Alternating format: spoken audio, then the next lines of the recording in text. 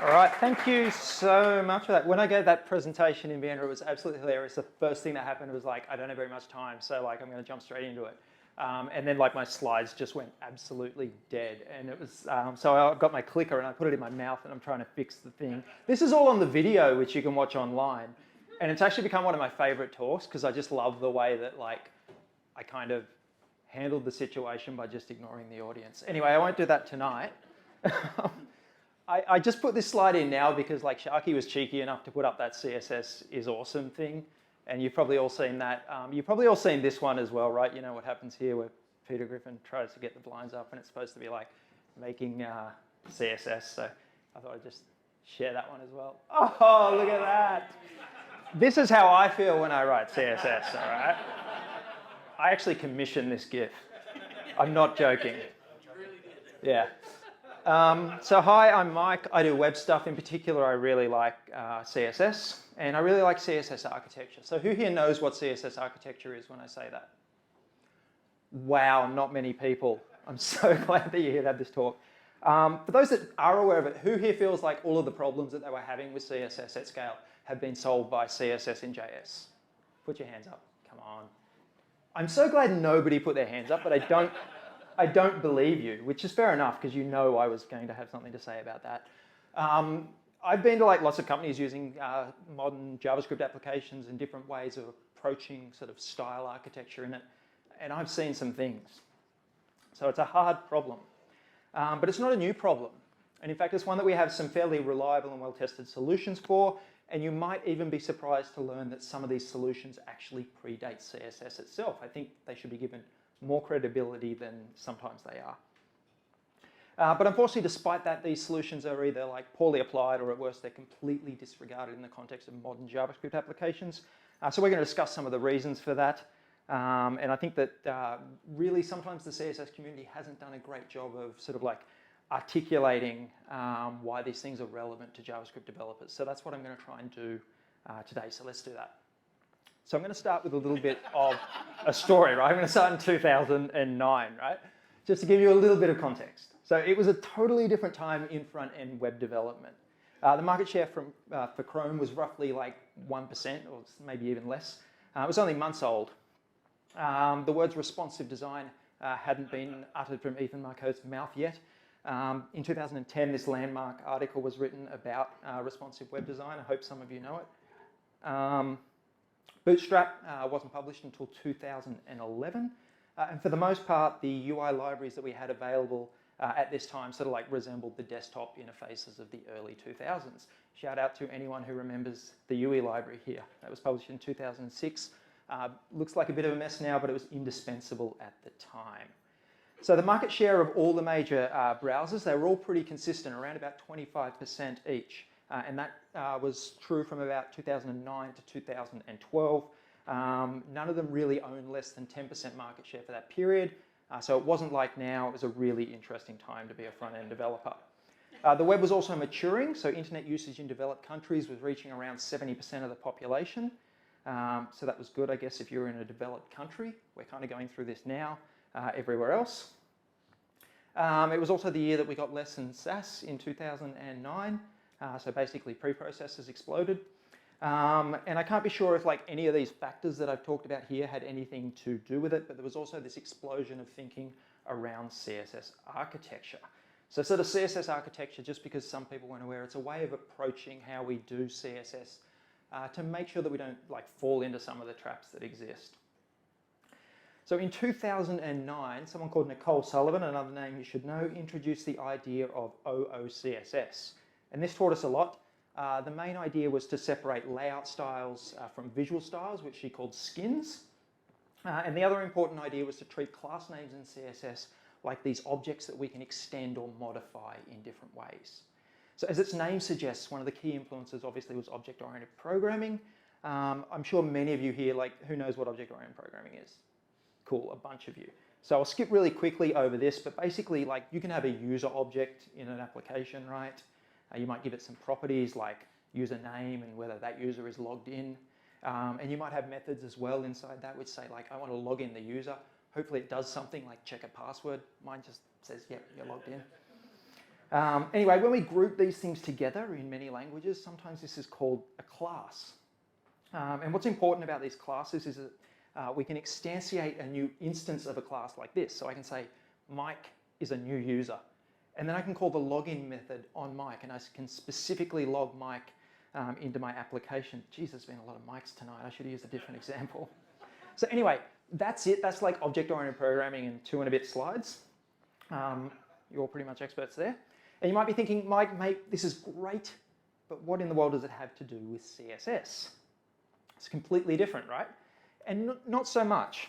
If I give you a slightly different example, you'll see that elements in the browser kind of relate to objects as well, right? I could give you an example of a button element declared in HTML, and it can have methods like onSubmit and things like that.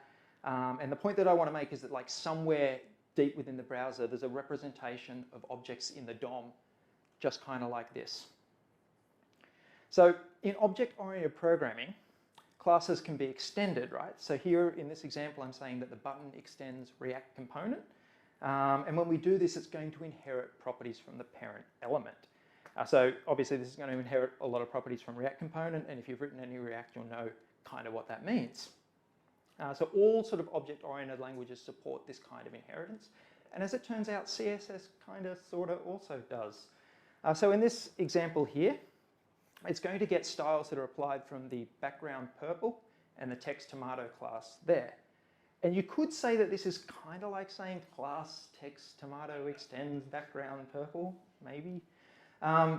It's going to inherit all of the properties from the parent class unless we explicitly override them. But because CSS is declarative, it's kind of hard to work out which one is the parent class, because this can depend on things like the source order and all sorts of stuff that happens in the cascade, which nobody understands. So with more CSS, this can get pretty complicated, right? Trying to work out where something's going to be inherited from. And if we don't manage it correctly, we can end up inheriting things from places that we didn't intend. And you might be thinking, oh, CSS, you scamp. This wouldn't happen in any other language. Wouldn't happen in a real language, right? Except it does, right? So one of the challenges with object-oriented programming is that changes to the parent object can cascade down and have unintended consequences on the child elements. Does that sound familiar to anyone? So coincidentally, also in 2009, computer scientist Joe Armstrong gave us this quote. I don't know if you've heard it before, but he said that the problem with object-oriented programming is that you wanted a banana, but what you got was a gorilla holding the banana and the entire jungle. So there's many variations of this, but what it basically means is things in object-oriented programming can be needlessly connected to each other. And it often feels like when we want to use something, we're sort of carrying the legacy of the entire application. You start overriding all of these properties that you didn't intend to inherit. Yeah, and it feels sort of like clunky and slow and difficult, like you're starting something new every time. So it turns out too that there was like a well-defined principle for dealing with this, and that is composition over inheritance. Again, some of you may have heard of this. So basically this means if you combine smaller independent parts rather than inheriting everything, you're going to end up with these smaller self-contained objects that are easier to manage. And that can help reduce the unexpected consequences of inheritance. So a way to, I kind of paraphrase this by saying, it's harder to turn something into something it's not than it is to build something new from a set of well-considered and abstract building blocks. And I think that's what it's about, whether it's object-oriented programming in JavaScript or any other language, or CSS. But the problem is we don't really have a good concept of what an abstract building block is, and this is kind of what object-oriented CSS gave us. So this is the media object. It's a classic example of an abstract building block, and the idea is that like you can have an image here that can be positioned on the left or on the right, and you can have text and a heading and a date, or maybe you don't. The important thing is that the layout styles here are separated from sort of the UI components that sit inside that layout. And with some modifier classes and different things, you can have many variations of this object in your front end with just very little code. So it's kind of like a good example of object-oriented programming in CSS, if you like. So most React components I see in most places I work in or have worked in before this, I haven't seen this type of reuse in React component libraries. So I want to talk about some of the different types of abstract building blocks that we can build with components, whether it's React or something else. So I have some tips. I'm going to talk about a few different types of components. I have some tips for working with them. The first one that I want to talk about is layout components. And layout components should own responsibility for the positioning, the spacing of themselves, and the child elements. They should be completely agnostic about the content they contain, and I want to give you some examples of using these. So basically, in modern CSS, there's usually like a parent element and a child element, right? You've got a flex container and a flex item, or a grid container and a bunch of grid items. And what this is kind of like a dependency between these two things, right? But because we don't write like CSS in this like imperative kind of way, we don't have like a, we don't actually sort of list that dependency anywhere. It's just sort of like there. And then we put these things in like different folders because they're different components. And there's this invisible dependency, and things kind of like break when when someone changes one and it doesn't match up with the other. So by owning both sides of that parent-child relationship, we can sort of like manage that dependency better. It means that you have one component that's responsible for both sides of that layout. And there's a number of ways that you can do it. So the most simple one is to use a star selector. So you can apply a star selector that targets all the immediate children of a layout component.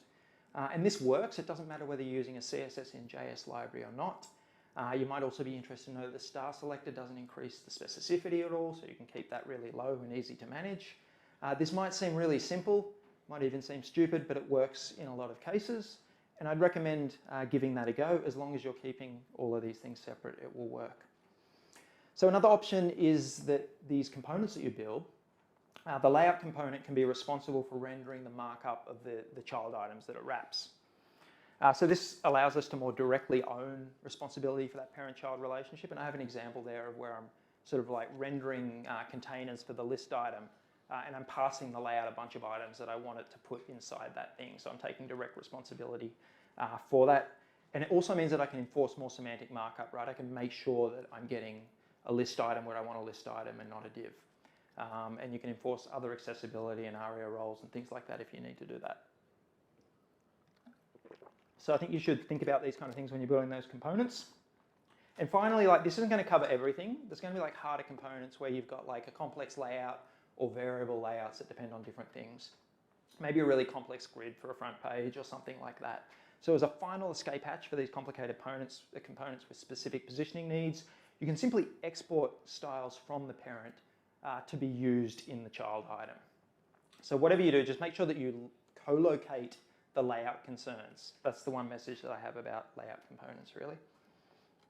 The other type of component that I want to talk about is UI components. So we've been talking about layout components. The UI components are the visual things that sit inside it. I have a few tips for these. They should be mostly just decorated HTML elements. So what I mean by that is, this top example here would be a layout where we have like a search bar and a search button. And then the two components that sit inside that layout would be the input and the button, right? You should be able to swap them out, style them completely differently, put a different type of button in there. It should still go together with that kind of layout. It may be that they look ridiculous, but co-locating these, like the layout and the UI part of this, like we're not just drawing boxes around the visual boundaries of design, right? We're thinking about abstract building blocks that are going to work for better component reuse. So I think like separating the layout and the UI components here creates a set of far more reusable abstract building blocks. And on that note, I think that the UI component should be size agnostic. So this means that we completely avoid using width, display properties, height properties, all of these kind of things on UI components. They should just fill the containers that they're placed in. If one of them overflows the container, this means that you have a problem with your layout, and you should go and fix that at the source. Please, please, please don't just add extra styling to your UI components to make them fit in the layout that you're intending them to fit in. It's a sign of a bigger problem with your application or a bigger problem with your layout. So if you fix that at the root cause, you're going to end up with more maintainable CSS in the long run. The more of these patches that you add, the harder it gets. Now, I know it's not always simple, so the final bit of advice that I have there is use utility classes for specific things, like say the size of a picture, like an avatar or something like that. You might have like a set of different sizes that you can use. And that's where utility classes can become useful. So the final bit of advice I have for UI components is know the number of variations of UI components that you have. Mike, you talked about design tokens, that they can really help with this. But basically, I find that like when we're doing CSS in JS, we often pass through a whole bunch of props and style our components based on these props. When we do that, we don't really know how many variations we have. So just before I get to some sorry? No, that's not a variation.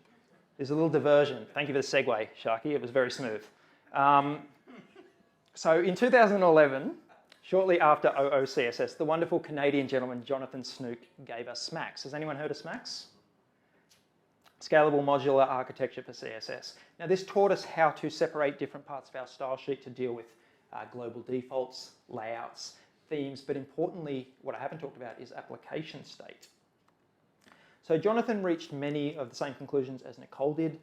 So I'm not going to cover those, but unique to SMAX was ideas around managing state in what he called modules, which is what I would call components today. He said that, and I'm paraphrasing, but he basically said that there's three types of state: modifier state, behavioral state, and pseudo states.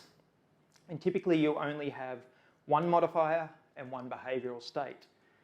So what this means that you can do is that you can put them into a table like this, and you can specify which of the finite states is active at any one time, right? So like you should only have large, you should never have large and small at the same time. If you have a behavioral state, it can be loading, but it can't be loading and error at the same time. You get the kind of idea. It's kind of like a state machine. But if you map these things out right, you can know sort of like all of the different variations that you're going to have for a UI component. And so often I don't see this done with CSS and JS. So I do this. If you really need to, if you find that like you absolutely cannot put them into categories, like you might have, it's particularly common with behavioral states. If you find that you can have two behavioral states active at any one time, split them into two different categories like this, right? Like I might have a network state, and let's say like a bookmark or something on a component that says whether it's been read or bookmarked or hasn't been read yet or something like that. Whatever types of state you have for your UI, put them into these categories.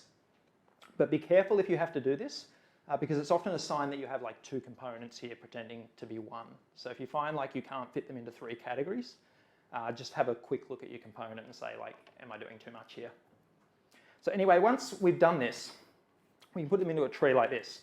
Now, life's easier when that's not the case, but we know that sometimes these states can be additive, right? So like you have your modifier state, and then in addition to that, you have your behavioral state, which might change depending on which modifier state we have.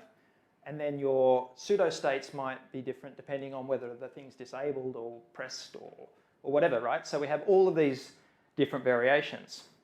And so if we map them out like this, we can say like, okay, so we've got 3 categories by 3, and we can just multiply them. We can say, okay, we've got 27 different variations for this component.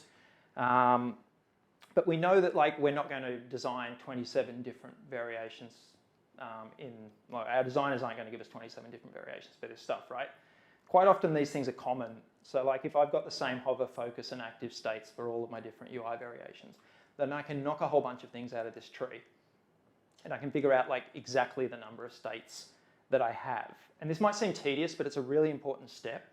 CSS used to force us to do this because we used to have like, hopefully you just had one like selector that targeted each state. And you had to think about it and write the selector with the right level of specificity to target that specific element. But like CSS and JS doesn't force us to do any of this. Like we can just like figure it out on the fly with props, which sounds good, but what it means is you can end up with like situations where you have different states active at the same time where they really shouldn't be. So by flattening this, it solves a lot of problems. So I don't want you to read this code, but this is an example of like CSS and JS that I might see where like we're passing a bunch of props into a style function and then we're resolving a whole bunch of things based on a whole lot of conditional logic here. And for me, it's like absolutely impossible to know how many different UI states a component like that has. And as I was saying, I was jumping ahead before, but as I was saying, it shouldn't be, what ends up happening is I can't test it either, right? Like I don't know from this code here if I'm going to end up with something where multiple states are active like that. So I've got a solution that I want to suggest. And I don't really mind if you're using like CSS and JS or you're using class names on your components. This will work for all of those kind of things. So the solution that I have is to put all of your states into sort of like, if you're using CSS in JS, like maybe an object like this. And then you can use custom properties to sort of specify where a modifier is going to change a behavior. So does everyone know how custom properties work in CSS? Yeah. So, sorry, I'm going to skip away from the microphone.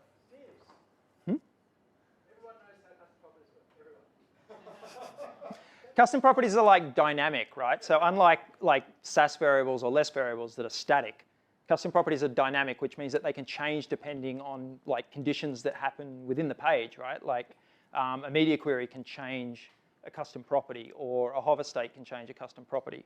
And when that state's triggered, then it'll flow through the entire application, right? So what this means is when we can say like, I'm going to set a custom property when that modifier is used. And then inside this behavior, I'm going to apply a color that will take the press color from the modifier. So you're kind of like passing something. We're creating our own inheritance here. And then you can do that for hover styles as well. And then you can just spread all of these things, you know, however you like. I've just spread them onto an object like there that gets returned to the component. I hope that you can sort of like follow the logic there. I'm not expecting you to follow all of that. But basically the idea is what I want is if I'm like reading code, I want to be able to see immediately what state is going, what styles are going to be applied with a particular state. If I can't figure that out in about 10 seconds, it's not better than CSS, right? Like, I should talk to Max about this. And Glenn. Actually, I have. They're very lovely people. Cool, so we got to 2012 now. Now, it wouldn't be a CSS architecture talk without mentioning BEM. And the history of BEM is slightly harder to trace. Does everyone know BEM? It's like a way of writing class names that kind of like enforces some of these conventions. Now, the problem is we don't actually have these conventions yet in CSS and JS. It's like, it's kind of too new, and it's kind of the Wild West. Anyway, BEM kind of exploded in popularity around 2012 when people like Nicholas Gallagher and Harry Roberts started talking about it. If you haven't seen it, I suggest you go and read some of their articles. In 2012, Nicholas Gallagher wrote an article about HTML semantics and front-end architecture, and this is like, I absolutely love this. It was written in 2012. He doesn't mention the phrase CSS architecture once, but he mentions the word components 47 times in this article, which is unbelievable for 2012 when nobody was talking about components. And it's also in this article that he first shared his experiences with BEM. So many people saw BEM just as this like naming convention that helps you avoid the terrifying global scope of CSS, right? But the concepts of block, element, and modifier are actually really solid concerns that relate to component architecture. Few people really realized this, and they thought that once CSS and JS came along that BEM is not really relevant. But I kind of think of like the block, the element, and the modifier as these kind of things that I've been talking about today already. Blocks are kind of like layout components. Elements are kind of like UI components. And the modifiers are the various states that we've been talking about. It's a loose analogy, but it's kind of like that. And what I think that BEM really gave CSS architecture was like a set of sort of naming conventions or just conventions in general that people could rally around to say like, hey, this is a way to do things that sort of like results in not a mess. And I don't feel like we have that in CSS and JS at the moment. So I want to share some conventions that I've been using that have been helping me. And if people find that useful, that's awesome. I don't really care what conventions people use, but at the end of the day, I'm just like crying out for some kind of conventions that we can all get behind and follow. So one of the things is I want to see naming conventions in components as well. For UI components, I just name them by the component name, right? Like you've got a button, it's a button. And I should know immediately when I say that when I see this in a code base, I know that this is a visual element. So I know that it's not going to have width, height, and display values on that thing. And if I know that, like I can easily make sure that I'm writing code in that manner, or I can code review in that manner as well. I should also know that it can have state modifiers, but a UI component shouldn't contain any application logic, right? Like I know it's just going to be a pure visual representation, something completely reusable. And then we have layout components, and I've just started prefixing these with the word layout in many cases. You can put them in a folder, you can do whatever you want, but just make sure that you can immediately know that something is a layout component. And when you know that it's a layout component, you should know that it has no visual styles. It should only have display, width, maybe height, but basically, yeah, none of the visual styles. You know that it can have state modifiers, and you know that a layout component might affect the layout of elements that you put inside it, right? You know it's going to maybe affect children. But layout components should also contain no application logic because they should be largely reusable as well. And this is where container components come in, and this is the final kind of component that I want to talk about. So this is where your application logic lives.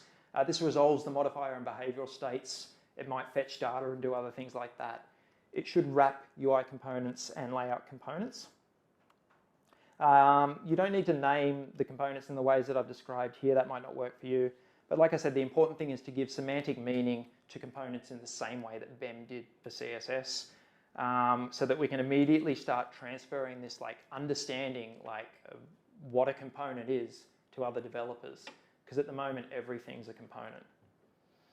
So in summary, with a comparison of like style architecture or CSS architecture to some of the problems that I've been facing in large-scale JavaScript applications or modern JavaScript applications, I want to say that the challenges are kind of the same thing. The only thing that's really changed is the composition method. So we're not using class names anymore, we're using components.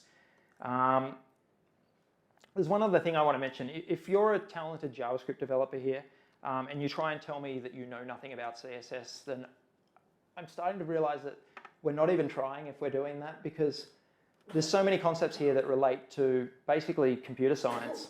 They have strong foundations in that. And many of these complex architectural problems that I see like many of my peers engage with means that they can understand the kind of problems that we're facing in front-end architecture or style architecture as well. So I kind of find it like strange that people like choose to ignore what they already know or not apply it in the context of declarative front-end code. So that kind of disappoints me. And I think my colleagues and friends who helped establish some of the best practices that I've mentioned here with CSS architecture have broad skills, and they applied knowledge from different fields. So that's something that I think we should all be trying to do. So I know I've been a little bit critical there. I want to be critical too of the CSS people. Frankly, we've needed to engage better. New tools like CSS in JS can help us. They do bring about new challenges, but people like us who understand CSS, we're really well positioned to sort of like articulate that experience and sort of work together with everyone to transfer what's relevant and practical from that to new ways of doing things. So that's kind of what I want to leave you with. One more thing, I've got a bunch of questions here that you can ask yourself when you're working. How many UI states does a component have? How can you easily validate which of the states is applied at any one time? How ergonomic are your styles? That means how quickly can you figure out what's being, I read some CSS and JS and I can't figure out what's going on. Are you creating sensible abstract building blocks, or are you just drawing boundaries around visual design and replicating those as components? Are you separating layout from visual styles where appropriate? Are you separating your application logic? And how do we give semantic meaning to components? So that's basically everything that I've talked about. Thank you very much, SydJS. SydJS. Awesome, brilliant. I did that on purpose.